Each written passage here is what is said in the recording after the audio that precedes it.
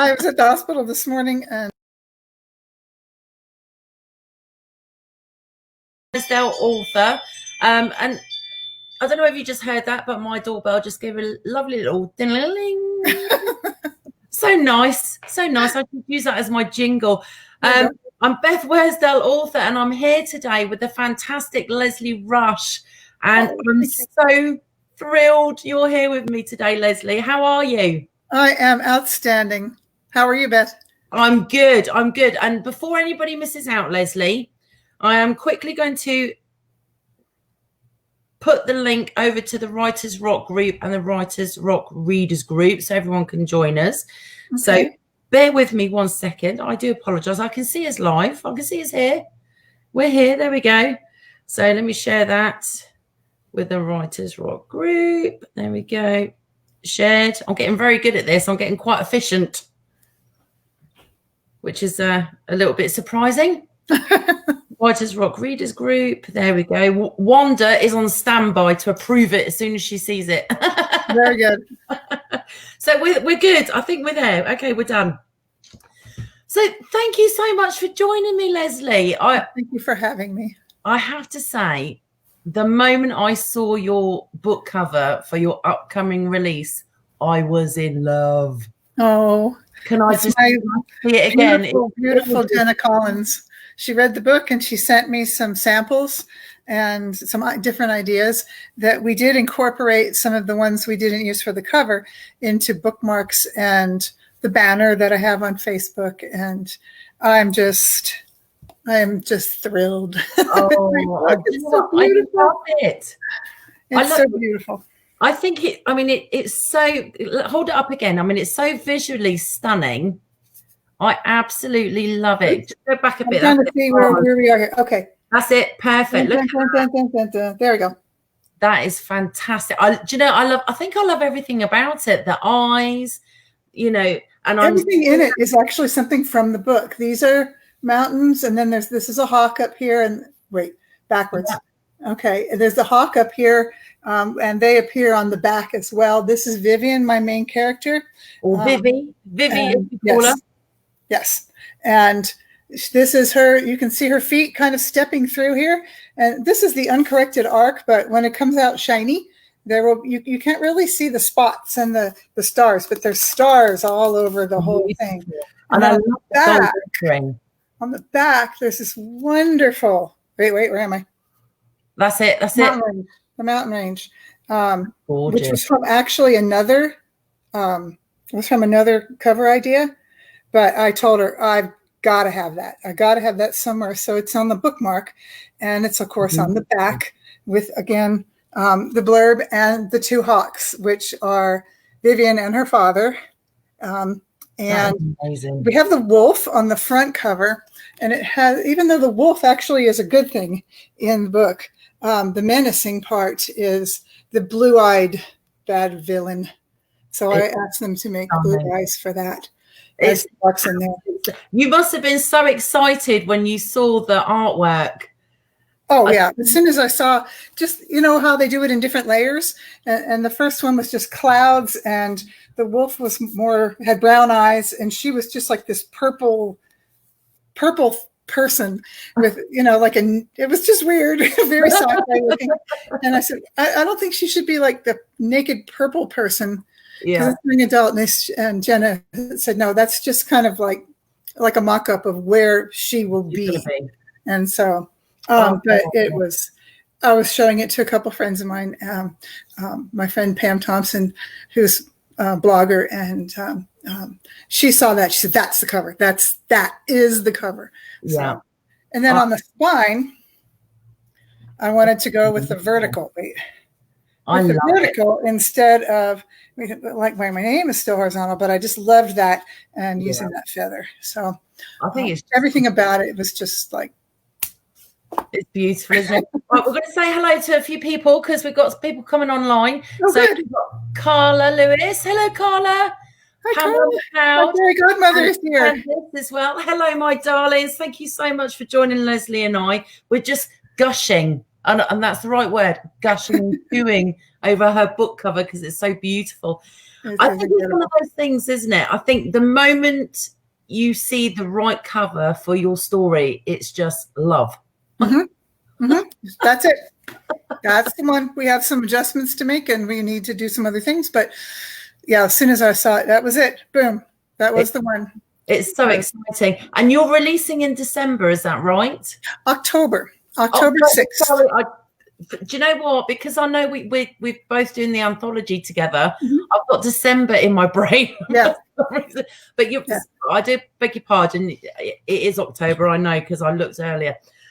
So how exciting. So obviously people can pre-order it right now. Yes. And it's for young adults, I know. But do you know what? Myself included, there are so many adults who love reading young adult books, which I think is fantastic, because you're going to reach, as an author, you're going to reach the young adult market and the adult market who also love young adult books. Yeah. Yeah. You say author. That's still real new. That's like, where? I was always told the moment you start writing your book, you are an author, not an aspiring author. You are an author. But no aspiring. If you're writing, you're a writer. And in my little circle, you're an author if somebody pays you for it. So even if it's a quarter, there we go. If you're published, you're an author. Okay. Now I know you're a history teacher. Yes, history. So I'm assuming that you've been a long-term writer. Have you written since you was a child? Just for yourself and your own enjoyment? I wrote when I was a child. Okay, my very first novella was The Haunted House, written in very shaky letters for the title because it was scary, and lots of onomatopoeia. And that was 3rd grade, and my teacher read it to the class. And I'm like, that's what I want to do. But I didn't write very much. I wrote nonfiction articles and some essays throughout my teaching career, but no fiction. A little poetry now and then. Wow. But a few years ago, I just thought, I really like these novels. I really like young adult fiction. Yeah. And I think I could write something. And I had been inspired by a couple of ideas, and I just started writing things down, which is very different than what it actually turned out to be. It was originally like this reincarnation thing that was dreadful. But once I started writing it, it was the reincarnation thing, and they would only be able to meet up, this romantic couple would only be able to meet up in dreams. Right. Okay. And so as the centuries went by here, and then at the end would be, he walks through the door and they know it's you. And drama. Right.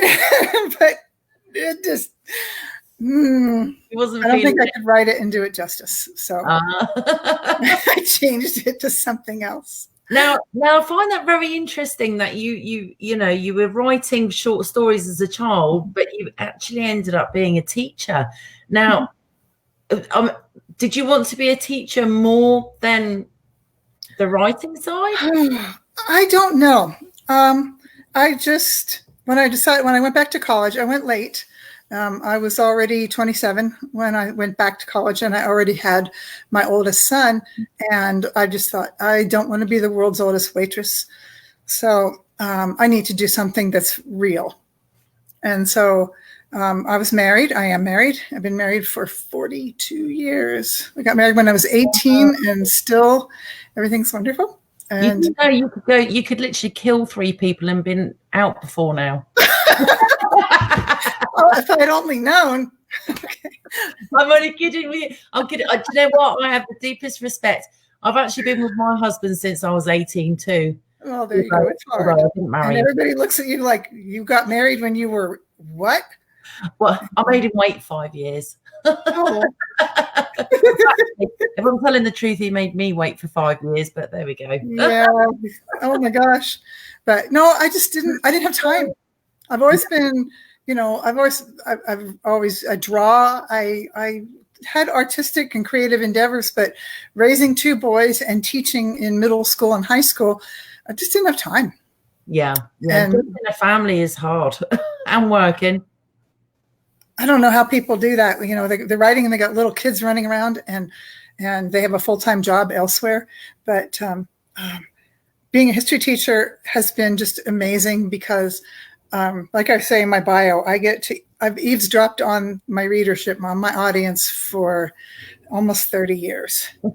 And so I know what they want to read, and I get to hear how they talk, and I get to hear, I don't mean like their audible voices, but the voice of their hearts. And I thought, I can do this. I can do this. I think it's a very good skill to have, is people watching. I love watching people, and that's not because I'm nosy, but I just love seeing people's interaction with each other and seeing their faces. I mean, you know, you don't have to hear what they're saying, but just looking at their body language and their facial expressions. And I think that's such a good tool for an author, if you remember to put those little mannerisms in. I know quite a few authors that do this, but my mom and my sisters and I think a lot of people, you see somebody and you're just sitting somewhere, you're on the beach, you're at the bus station or the train station, and you just see somebody and you wonder, who is that person? What's their backstory? Yeah. And so with my sisters and my mom and I, we would make up stuff and say, well, you know, he's here to, you know, and these two guys hugging, this is the serial killer reunion. What's in the briefcase? And so a lot of my friends do the same thing with their daughters, and they're very good at it. But it's just that letting your imagination, letting imagination go free. Absolutely. Now I think we've got some questions here, so and some comments. So I'm just going to go down quickly. So Pamela said, with regards to your cover, she said it's just beautiful, and I agree. It's absolutely stunning, absolutely stunning. Candice says hello, she loves it. Hi, Candice. Let's have a look. Carla says, "Oh, I love that lady." I do too. She's one of my favorite human beings. Do you know what? It's so nice, isn't it? How writing can actually bring people in your life who are absolutely inspirational and are just so wonderful. It's one of the perks, I think, of being a writer, isn't it? Wanda says, "Nice to see you, ladies. You rock." Bless her. I'm assuming she's approved us on the Writers Rock Readers Group. Yes. Oh, Carla says, apparently your book is being released on her birthday. Yes. It's her birthday, and it's also a family member's birthday, and so we decided that's an outstanding day for Dreamwalkers to come out. Are you hoping to have? I mean, obviously, we've got to, everything's on hold at the moment because of the pandemic and everything. But fingers crossed, everything starts going back to normal. Are you going to try and have a release party of some sort? I think so. At home, yes, we'll definitely do something, and I know that we'll be doing something with my publisher, with Fever. They will have something online. They'll have an online book release party for, I don't know how long. What is it? An hour, maybe hour and a half. I think also where I teach, if we are actually in the building by October, we're trying to bring in kind of a staggered schedule. They're working at it right now.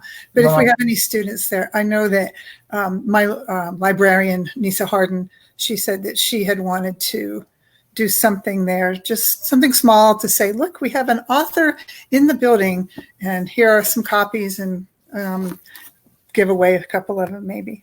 So. I'm so excited for you. I mean, it's just absolutely awesome. And interestingly enough, I don't know whether it's something that you might have considered, but obviously where you're a teacher working in a school, I actively try to, because I've got a young adult version and an adult version on my books. Oh, wow. And there's a lot of big schools surrounding me. So I thought, well, maybe I can reach out to them and see if they'd be interested in doing a fundraiser, because obviously, we get books at a more reasonable cost if it's for ourselves. And I thought to myself, well, maybe I can sell a load of books to the schools and they can sell them at, the normal cost price. And they earn a little bit of money for fundraising, and I earn a little bit too. And it opens up a whole new audience. But I hadn't even thought of that. Unfortunately, for somebody who doesn't work in a school, it's not that easy. No. However, if you're like that with your headmaster or headmistress or principal, as you call them, you never know. It might be worth looking into, especially if you can get in touch with the person in charge of the district. Yes. There are some rules about, doing personal promotions on work, district technology and district time. Right. But I think if I handle it like, it's educational. Well, yeah, as an author visit thing that normally you would have to pay for, I'm not going to charge anybody in my district for me to come and talk to them or to their classes about the book or the writing process or anything like that. And I would like to have some books to make available to the students that I know can't afford books. Yes, yeah. I just think my daughter, I've got 4 children. The older 3 have left school, but I still have 1 in school. And the amount of things that she brings home for fundraising, most of it isn't healthy. It's like, these great big caramel bake things that are thousands of calories. Mm-hmm. And I think, it'd be nice if they actually did things like using books instead. Not just the book fairs, but, do something that involves families at home and, promote the books actively and stuff like that. So, yeah, it might be food for thought. I'll have to talk to the principal about it and see what we can do. I would like that very much. Yeah, that'd be. And it's great inspiration, especially if the pupils are seeing their teacher becoming an author. It might inspire some students to have a go at publishing and writing themselves. So I had some students this past year. They were just flabbergasted. Like, you wrote a book, and I'm like, what do you mean you? You're so busy. I think they think that we just kind of hang up in the coat closet overnight like bats, and come out in the mornings. Come out in the morning with coffee. But even she, when we were working on the cover, I showed her on my phone. Here's what the cover's starting to look like, and she was just like, Miss Rush, oh my God, and telling all of her friends, look at this. So that was really fun. Oh, that's fantastic. I'll tell you what I would recommend you doing when you go back to school is encouraging your students to do book selfies. Oh. Just I'm not trying to promote my own, but just right. Selfie, because you can put those on your blog, on your Facebook page and stuff like that. But kids love tagging each other.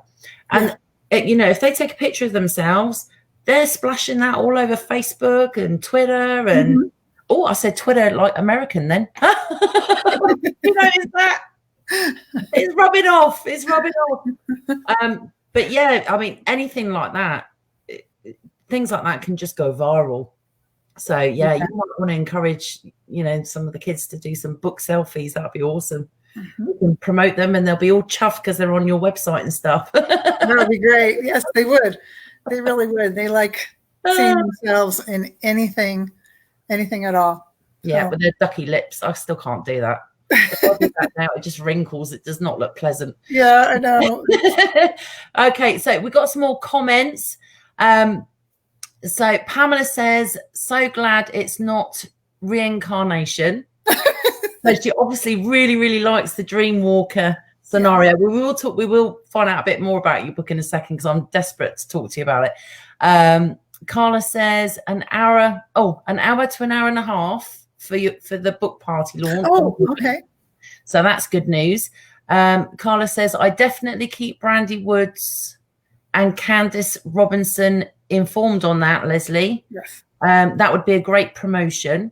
I'm not sure whether that's to do with the book selfies or the school thing, but either are good ideas because I'll come out with them. Well, these ladies are amazing. And from day one, from the very first minute that Carla said, submit your book, I have been in touch with at least one person there almost every single day. Oh. And so it's just been, it's like a real family. And I love them all so much, especially Carla. She has been, I call her my fairy godmother, and I think Candace does too, because she's amazing. She's the managing editor, and she's known this book for a couple of years now, and she's my fairy godmother. She is absolutely amazing, and I've been friends with her for a little while now. In fact, I think it's coming up to over 2 years, and she's been so encouraging and inspirational. She's a fabulous woman.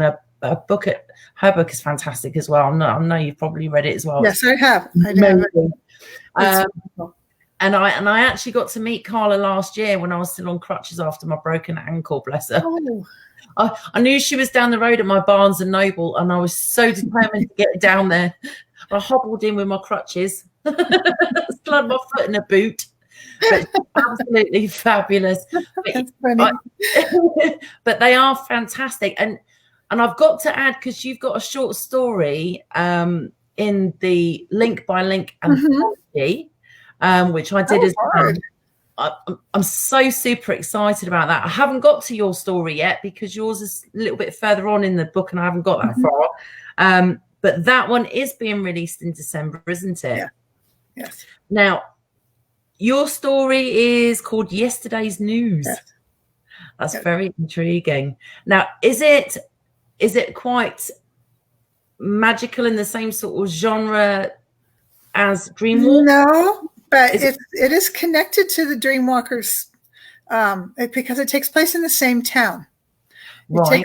It takes place in the building that is later her mother's store. And it takes place a few years before Vivi and her family have moved there. And it's a house with a history. And I thought, well, we have to get rid of the ghosts before Vivian and her family move in, before the Nighthawks move into that house, because there's no ghosts in DreamWalkers. Sort of, maybe, but there's a question here about whether her father is still alive or not. He's supposedly dead, but he's showing up. So he keeps showing up. So, but this was just an old-fashioned haunting. I absolutely love it. I can't wait to get to it. As I said, I've had so little time. I know. I know, we're all the same. It's just stories. Is it the first time you've ever done an anthology? Yes, since like high school literary anthology, which is a very different situation. So yeah. I must admit, I was completely new to it. It was my first anthology ever, and it was the first time I'd actually worked with a publishing house. And I want to thank Carla for inviting me to actually do it, because it took me completely out of my comfort zone. Me too. Yeah. I hadn't written a short story in 40 years. So yeah. And it was a completely different age group for me as well, because as I said, mine are in adult and young adult. And the story I got asked to write was for middle grade. Oh, really? Oh, I can't wait to read it. Do you know what? I absolutely love doing it. I fell in love with my little character called Jim. And I'm so tempted now, because I was asked to do that and I enjoyed it. I don't know about you, but I'm actually tempted to write more like that. Yeah. Because I enjoyed it so much. So we'll have to wait and see. But for everybody who hasn't seen it yet, the link by link anthology cover is beautiful. It is. It really is. The moment I saw it, I was, oh, that's gorgeous. I was cooing over it.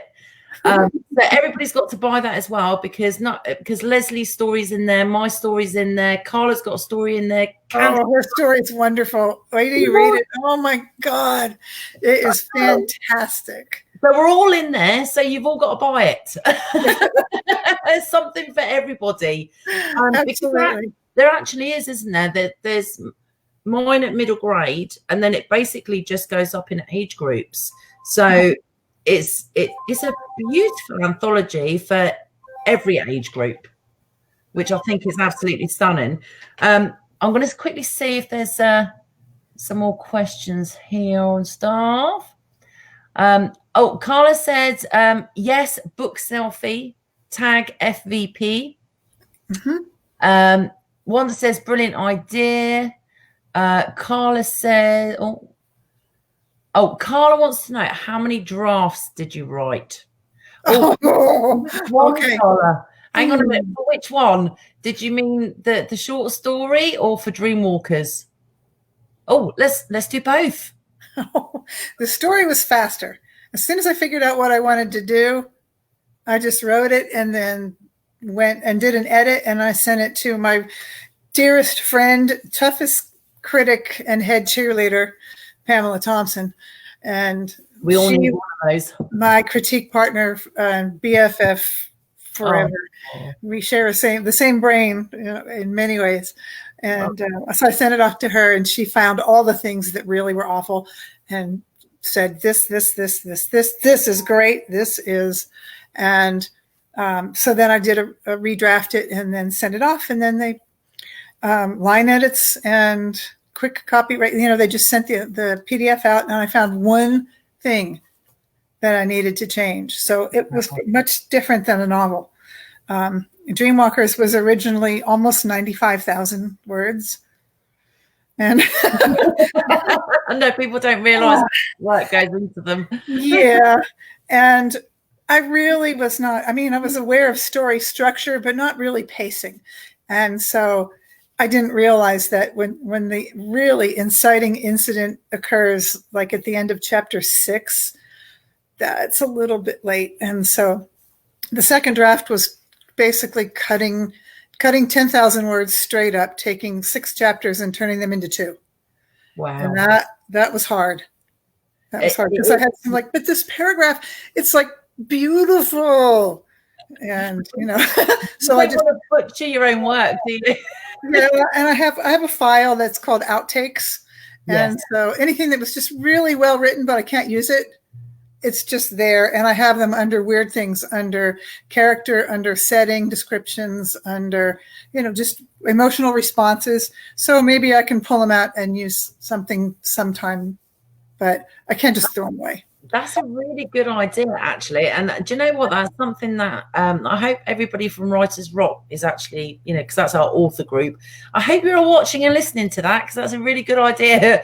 Take notes. I might actually start doing that myself, because that is a really, really good idea. The last thing you want to do, as you said, is when you pour your heart and soul into something, you really love a certain piece, but it just doesn't quite go. Mm-hmm.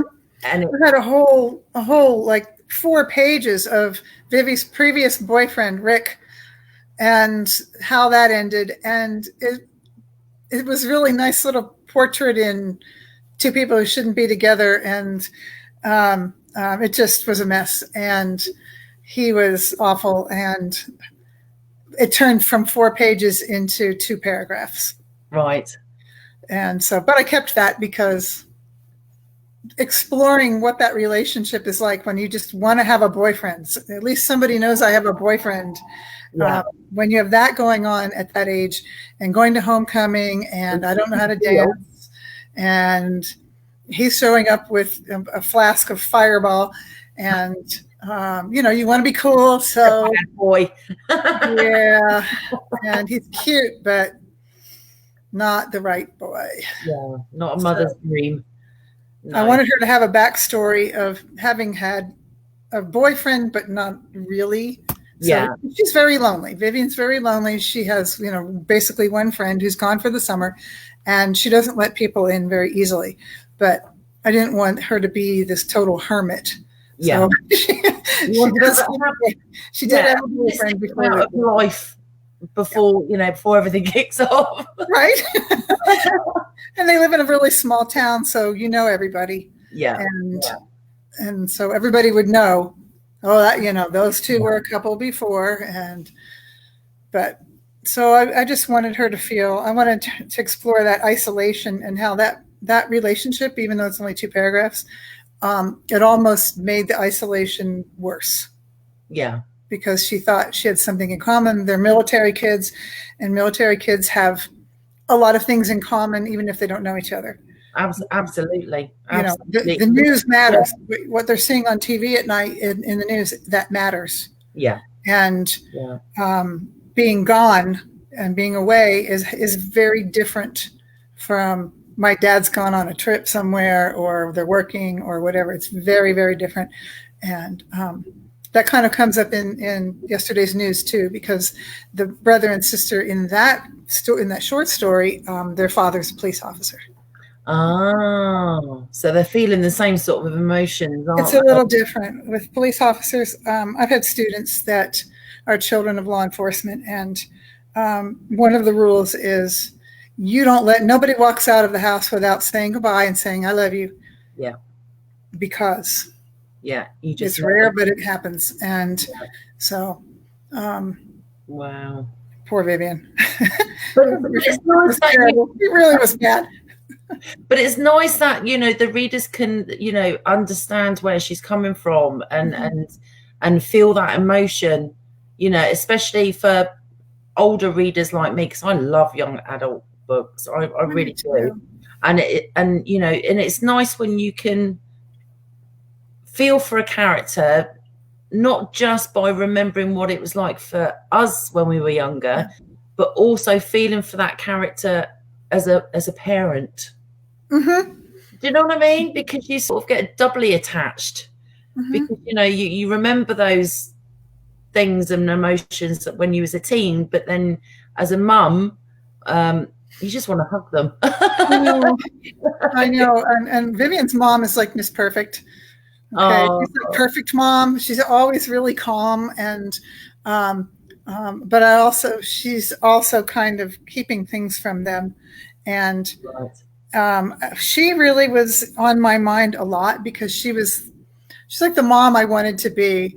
You know, your kids come and say, Mom, this terrible thing happened, and I'm like, here is what you do. You know, and so in her situation, Mom's not really buying it, but there are reasons. I don't want to do too many spoilers on this. But no, don't spoilers. Now, I'm really interested, because Vivi's dad has Apache blood. Yes. So I mean, do you have Apache blood in your family, or is it is you know, are you fascinated with their history? How did all that come about?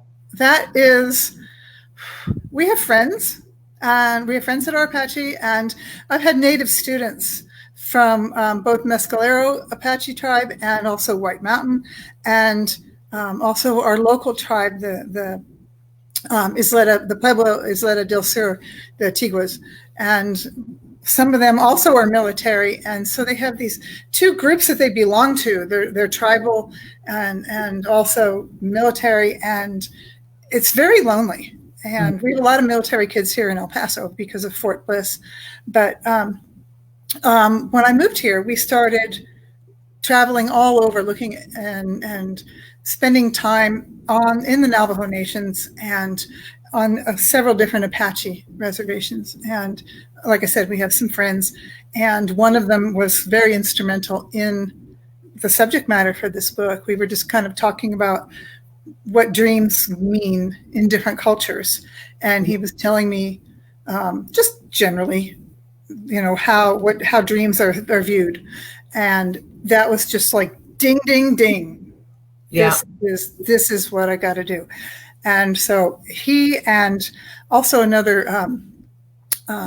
White Mountain Apache tribal member, Miss Sharon Glochet, she was my sensitivity reader, and I was in contact with also the Fort Apache Cultural Center, and for language and also artwork to make sure I was getting this right, and because that was really, really crucial to me for my students and any kids that are tribal members that read this. I want it to be right. I don't want something to jump out and say, because this is not really an identity piece. It's just another, their heritage is very common in this part of the world. here in southern New Mexico, West Texas, Arizona, in that area. And so it's not rare. And I really wanted to make sure that everything fit. And so Miss Sharon, she's wonderful. She is an archaeologist, and she's I just sent her the book and I paid her to read it. And she said, "Oh, I promise I'll be nice." And I told her, "No, don't be nice. I want you to rip it to shreds. Every little tiny thing, because I know I got the big things right, but every little tiny thing, I want you to call me out on it and tell me this isn't right, and for whatever reason, and I will fix it." And so there were only actually a few things, but she helped me. She explained a few things for me that helped me understand why certain traditions were the way they were, and how that actually happens, and some of the rituals involved, which I did not include. I did not feel like that's not for me to do that. Yeah, but some things you feel are just like sacred. It is, and it's not my place to tell those things. And so in one part, Vivian talks about after she lost her father, the things that she did to try and feel close to him. She doesn't cut her hair, and in Apache tradition, that's an act of mourning. You don't have to, but people do. So since he didn't want her to ever cut her hair, she doesn't, even though you're supposed to. Right. And since he would step out every morning and greet the day, which is a very simple thing, she began to also. And it's a very personal thing, so it's a little different for everybody. But I didn't feel comfortable saying, here is exactly what she does, because that's not for me to say. Yeah. So I think it's quite nice though, because you've been so respectful to them, while also being realistic with modern times, because obviously, there are so many tribal members who are having to live without the tribal members around them and stuff like that, and they're doing, it's very difficult of tradition, isn't there? It's very difficult. And my students, especially, the grandparents are still up on the reservations, and they'll go see them. They helped me with some language also, how to say certain things, and I still can't. Some of the stuff I wrote in there, I can't say those words. It's very difficult. But I have trouble just saying normal English words. I can say it in my head, but the moment it tries to come out of my mouth, I'm done. I'm tripping over my tongue a lot. But they wanted to see some stories that aren't identity stories, that are not struggles about fitting in or reservation life, and that's fine with me, because I can't write that. I cannot write that. It's way, way out of my lane. And they wanted to have stories where this story happened and these kids are Native.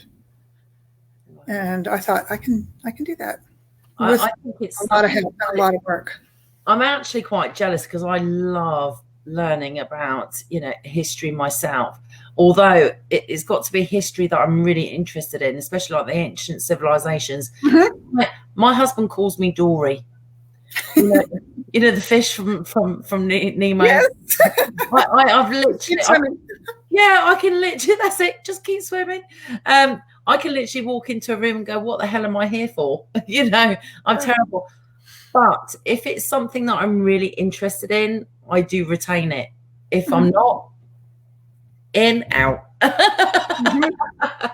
But interestingly enough, in my third book, I actually sort of try and connect the dots between Native Indian people and their tribes and their myth, or their legends, should I say, about them being descended from star people. So I'm like you, I find anything like that absolutely fascinating, especially it really does. Being retold after generation after generation. I think it's just amazing. I have the deepest respect, and in fact, one of my best friends actually is Native American.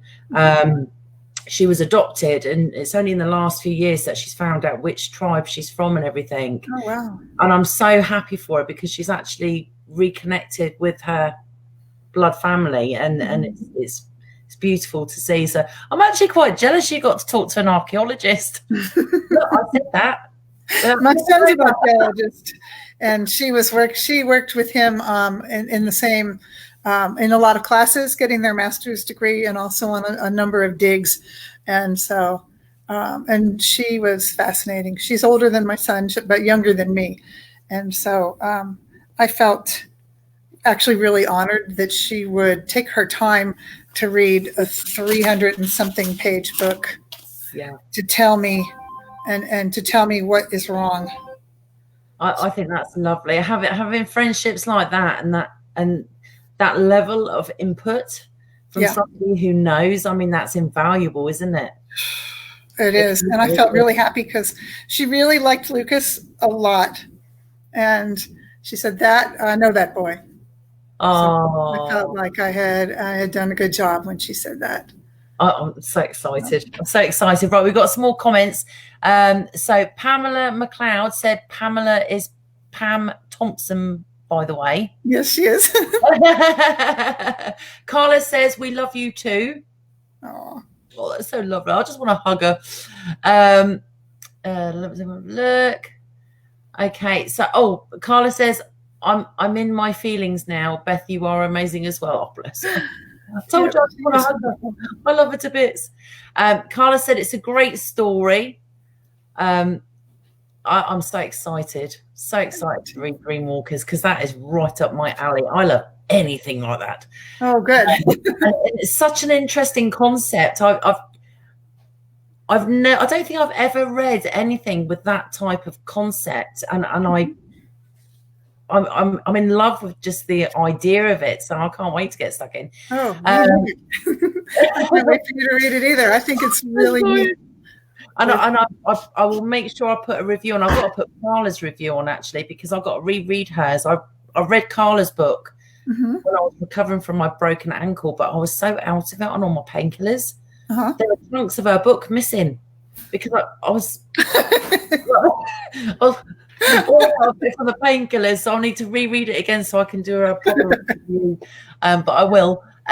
Carla says, I see a promotional story with Vivi's ex-boyfriend coming up. Rick? Oh, no, he's awful. You need to have one of those villains that you want to love him and hate him at the same time. Oh, he's just... Do you know, it's funny. Boy. It's Vert Instagram. I've been watching their questions and everything else. And they I don't know who's in charge of that. I don't know whether it's Candace or not, but one of the questions was to do with a villain.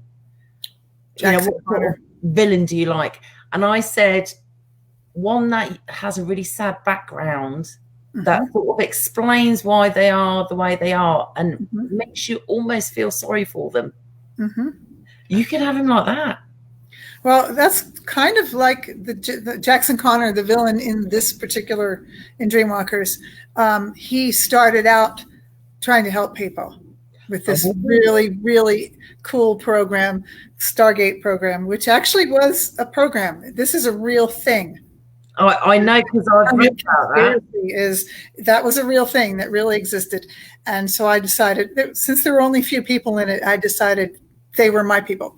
And, they started out with trying to use lucid dreaming and dreamwalking to help people with PTSD control nightmares and also influence behavior, kind of like almost like hypnotherapy, because you know how when a dream happens that sticks with you.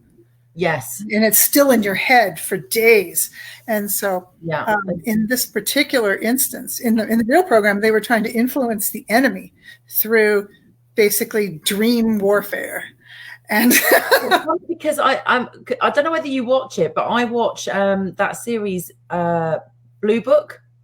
Oh yeah, yes, there was a thing on that. Yeah, they had them in the. I can't remember what they weren't called Dreamwalkers. They were that. No, these were the remote viewers, and that's it. Remote viewers. That's right. The dream things was just one small aspect of it, and they kind of quit doing it because hardly anybody could do it. Because going into, but in in the villain's case, in Jackson Connor's case, they started out trying to do this to be helpful to soldiers that had trauma. Right. And to try and get a handle on things when they were awake by working with their subconscious in their sleep. And he started seeing other possibilities when you're talking about influencing a mind control program, basically. So he saw a bit of power. And so he's not a bad, he wasn't a bad guy at heart to start with. Right. Okay. And he's going to come back in the sequel. Not the prequel that I'm writing now, but he's in book 3. Interesting. It's all exciting. Okay. So let me have a look. Wanda says, wow, she's Blackfoot, Cherokee, and I cannot pronounce the last one. Can you? I can't see the question. It's with regards to being part of a tribe. And she says she's a Blackfoot, part Cherokee, and Algonquin. Algonquin. Say that again, because I completely hashed it. Algonquin? Algonquin, that's right. I have family members in my family tree generations ago that I have married into Algonquin families. Wow. So I have, shall we just say, allied by marriage rather than blood. That's amazing. I'll tell you, do you know what? I think everybody should do that ancestry DNA. I do. I think everybody should do it because I think we've all got a bit of everybody in us now. It's good in that way. I thought we were more Irish, but I am Scottish, 70%. And so it's crazy, isn't it? My daughter bought me that ancestry DNA. And I honestly thought, because I go quite tanned, and I thought, I must be half or a quarter something, exotic. No, I found out I'm half Irish.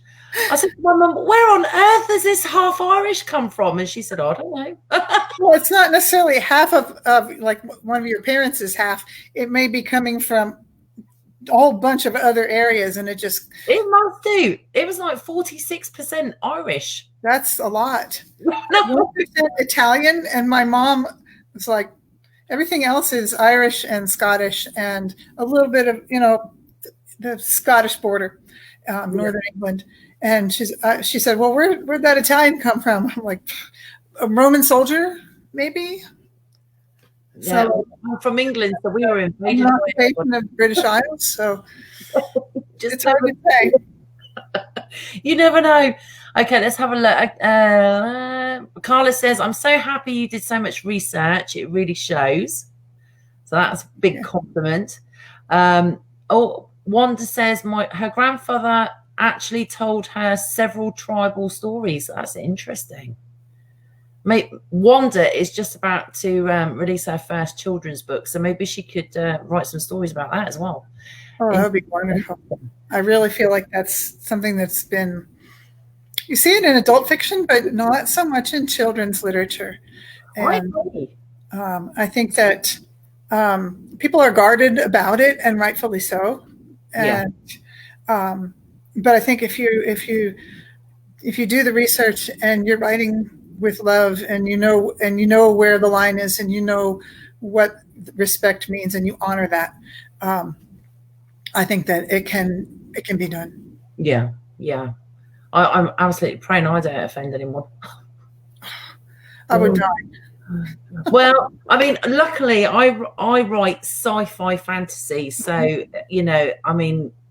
my imagination's just gone right. So I haven't actually gone to or gone anywhere in depth at all with Native Americans here on Earth. It's more to do with the actual star people, origin stories, they've come from, and just use my imagination and try to be as respectful as possible.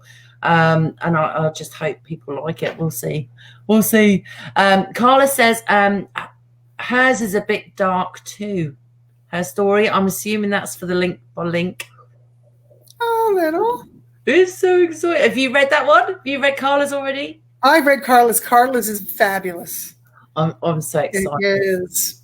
I'm so excited. She has, I don't want to give away too much, so Carla, tell me if I need to shut up.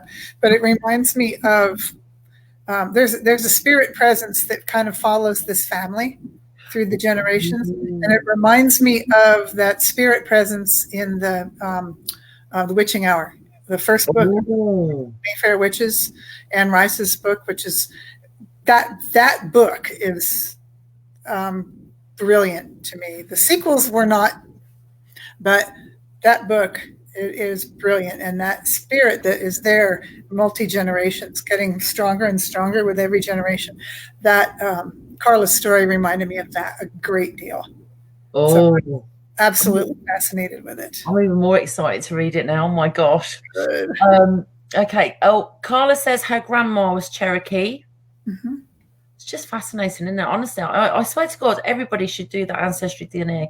Wanda says, yes, she researched hers extensively. I'm going to have to talk to her about that because I never knew. She kept that one quiet. Wanda said, absolutely, that's a wonderful idea. So maybe she will write some children's books about it. Carla says, yes. Wanda says she's a registered Native American Indian. That's just amazing. So is my friend Brianne now, actually. Carla says, oh, my God, you just made her year. Love that book. It's one of my favorites. It's one of the few books as an adult that I read that I have reread. I've reread a lot of childhood books. Yes. Every few years I have to dig out Jane Eyre or Huckleberry Finn, To Kill a Mockingbird, classics. But The Witching Hour is one of the few contemporary books that I've read more than once. That and The Shadow of the Wind and A Prayer for Owen Meany. Those are the only ones that I don't have time to reread. But that one, there's just something about the writing and this, that presence is always there. Even when you don't know anything about it, it's always there. Yeah. The writing is just really beautiful. I love it. I absolutely love it. I'm like you. I don't reread lots of books, but there are a few that I do tend to, a couple of years, I think I just need to refresh my memory and just get lost in it for a little while. Exactly. Now, are there any particular authors who have really and truly inspired you in a deep and meaningful way, or are you the type of person that's just taken something from every author you've read? Probably more the second. There are some that when I was a child, when I first read certain books, that they made a home right in my heart immediately. And I think it was true for a lot of those books for many, many children. Okay. Charlotte's Web. Yeah. That last line about a good writer and a good friend. And I'm like, I want to be that, that was just beautiful. I remember reading that story over and over to my two younger sisters. They absolutely loved it. And A Wrinkle in Time, which I didn't realize how much that had influenced me until I had already written this. And I'm like, there's this girl who's really she's really kind of alone, and this precocious younger brother and a new love interest. And they're searching for in A Wrinkle in Time, they're searching for the father. Yes. But in this case, and they end up having to kind of rescue him. But in this case, we're rescuing the brother, and the father is somewhere else. Or maybe not. Well, he tells Vivi he's in a safe place. Oh, interesting. She asks him the second time, because it's not like a normal dream. Where you have dreams of somebody, even if they're really strong. She says, I hear him breathing. Okay. I can feel, the warmth from his skin. He's there. And so the next time she says, are you alive? And he tells her, I'm in a safe place. And so she tells Lucas that later. Lucas says, that doesn't sound like greetings from the grave. That is so intriguing. Now, I've got to ask you, because obviously I absolutely love the concept. Now, do you have vivid dreams? Is it something that you can connect with? Do you remember your dreams well and can remember them freshly? Sometimes I've developed some tricks and some techniques that my Apache friend told me to try and do. And so I'm not a regular lucid dreamer. I have done it a few times. And when I was in high school, I was really trying to do it. But I got better at it when figuring out ways to physically hold on to a dream when you wake up. Yeah. That's the hardest thing. It's so fresh. But as soon as you open your eyes, it's going to be gone.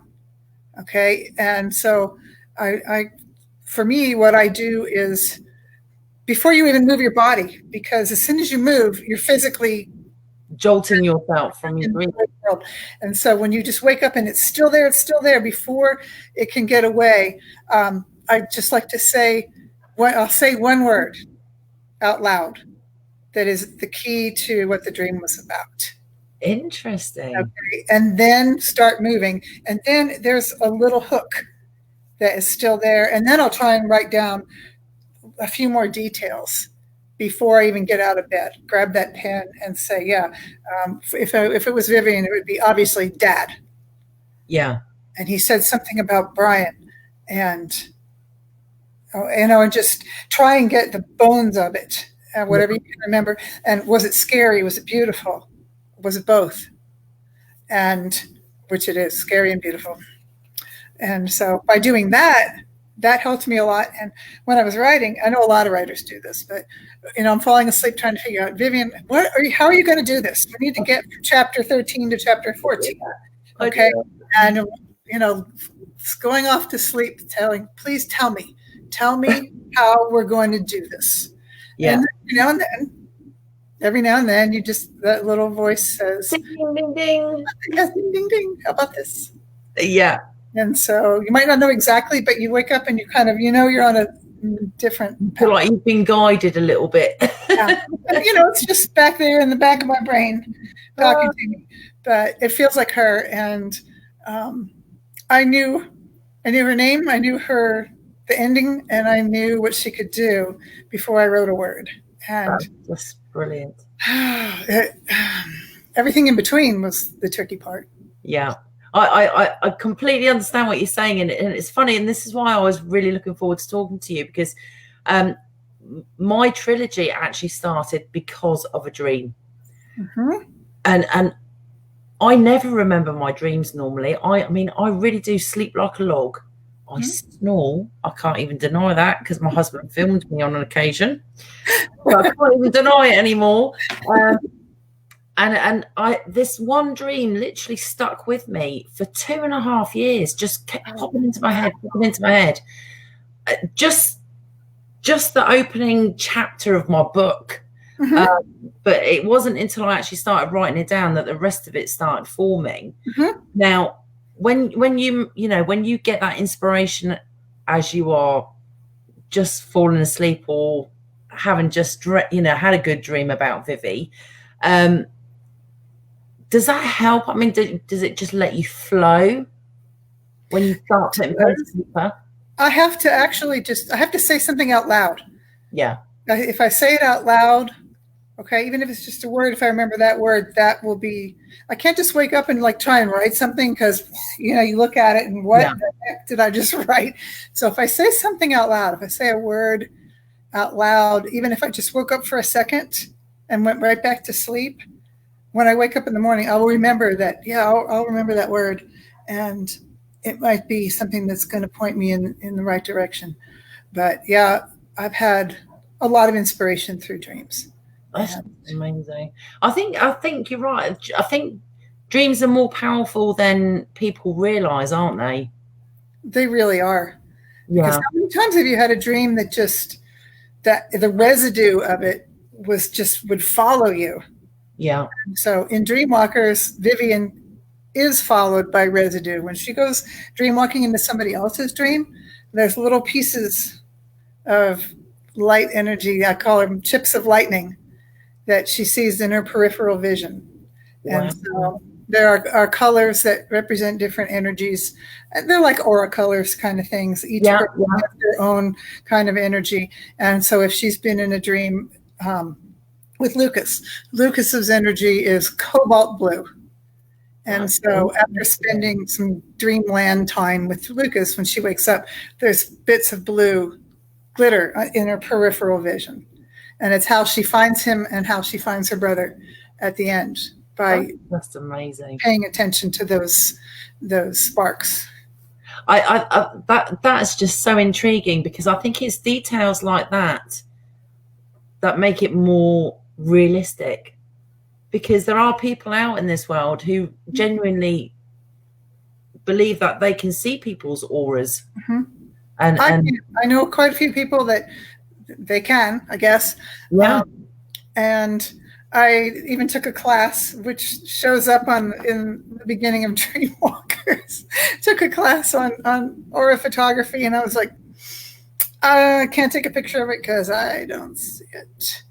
But I understand the concept. And in the second book, which is about Vivian's mom, Summer, and Summer, when she was in that book before, too many spoilers, but at one time she is able to see auras.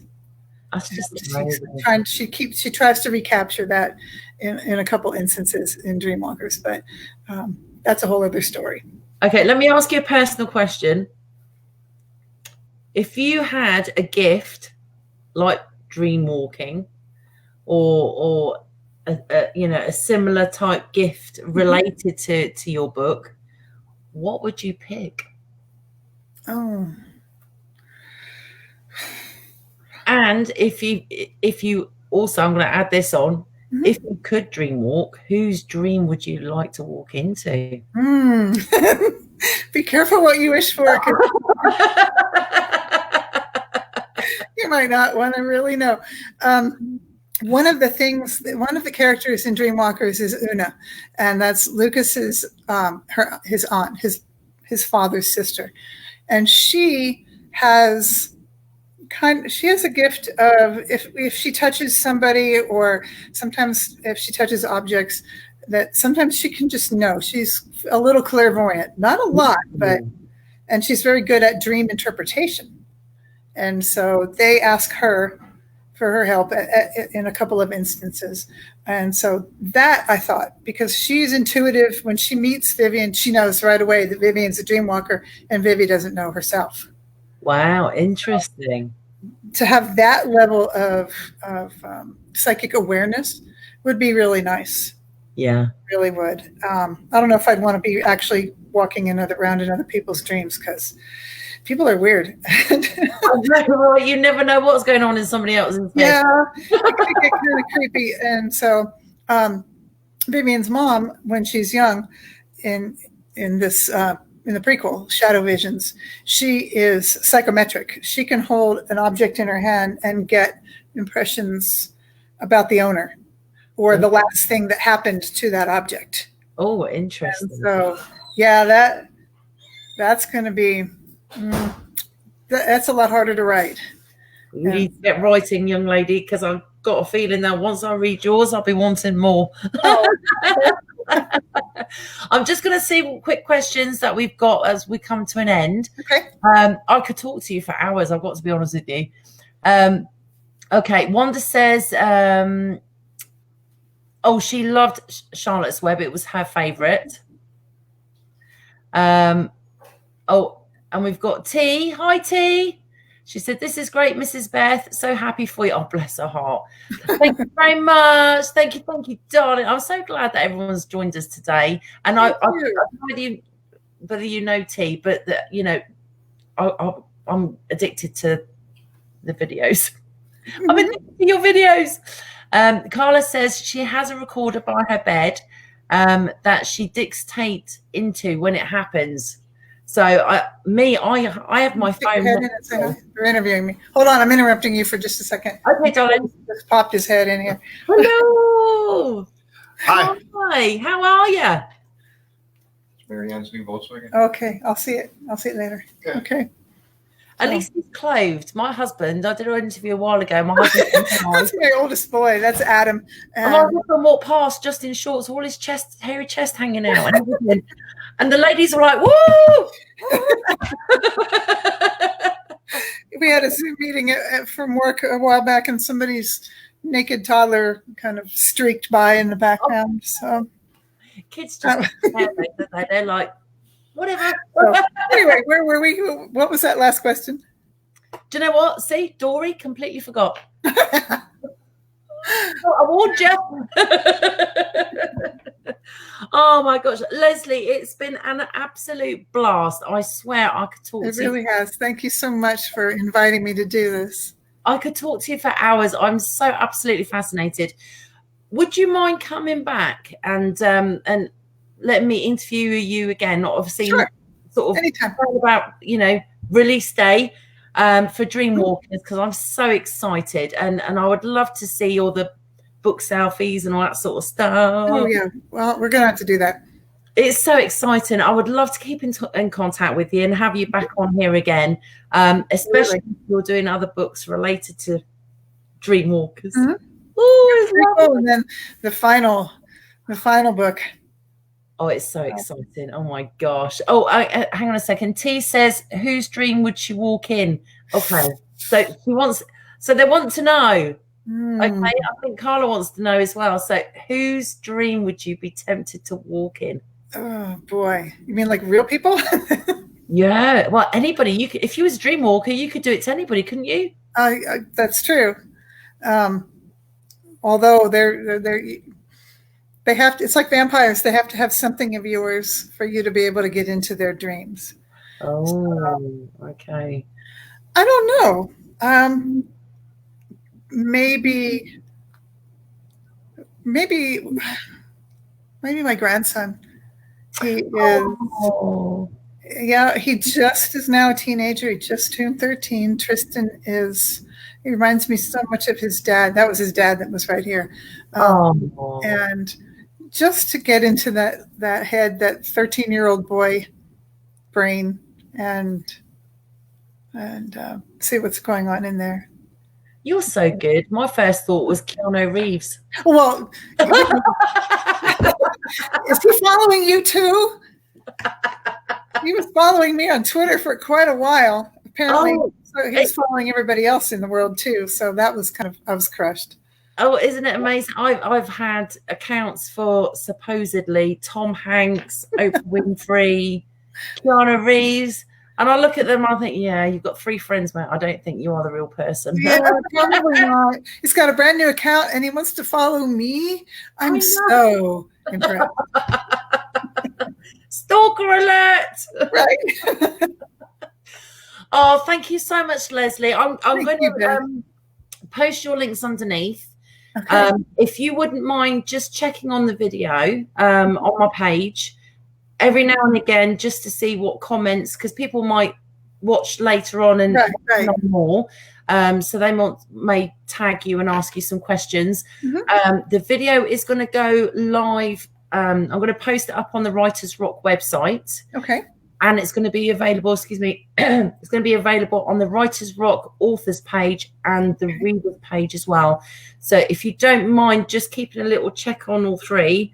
I will, and I'll repost the link at my blog, which has like 12 people who read it, but you never know. It should have a load more now. Yes. I'm so excited. But I will post your links for the pre-order. Everybody needs to pre-order this book. It's just absolutely amazing. And it's coming out at the perfect time of year as well. So, it's ideal to grab it quick in October and start wrapping things for December, because let's face it, Christmas is coming around quicker every year. You know what? I'm counting the weeks. I'm like, okay, there's like 24 weeks, 24 Saturdays till Christmas. Oh no. It's mental, isn't it? I'm sure the older I get, the quicker these years go by. Oh, Carla says, can I share it to the FVP page as well? I sure can. And I'll make sure all the links and everything is on. Oh, T's put on there, # Leslie Rush. Thank you, T. Thank you. Awesome. But thank you so much, darling. And thank you, Beth.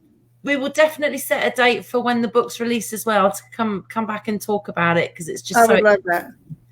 Thank you so much to everybody for joining us. I hope you enjoyed the interview with Leslie. She's absolutely wonderful. Sweet.